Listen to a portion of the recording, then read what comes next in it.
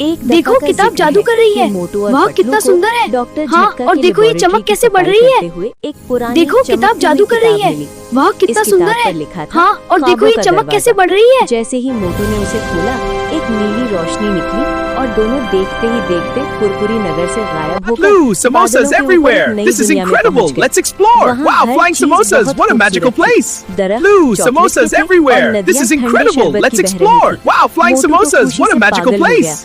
पटलू, यहाँ तो हर तरफ समोसे ही समोसे लगे हैं, लेकिन पटलू ने गौर किया कि वहाँ कुछ छोटे फरिश्ते यानी ड्रीम फेरीज रो रहे थे।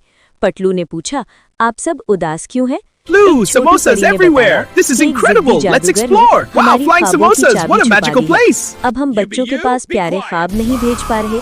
अगर चाबी ना मिली तो दुनिया से मीठे ख्वाब खत्म हो जाएंगे। मोटू और पटलू जादूगर के महल पहुंच गए। जादूगर सो रहा था और चाबी उसके गले में थी।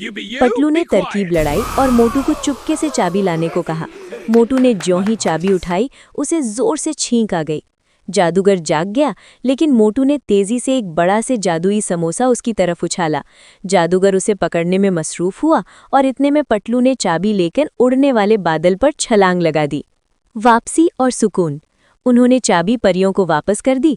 परियां बहुत खुश हुईं और उन्होंने मोटू पटलू को एक जादुई कालीन पर बिठाकर वापस उनके घर भेज दिया। जब मोटू की आंख खुली, वो अपने बिस्तर पर था और हाथ में एक असली समोसा था।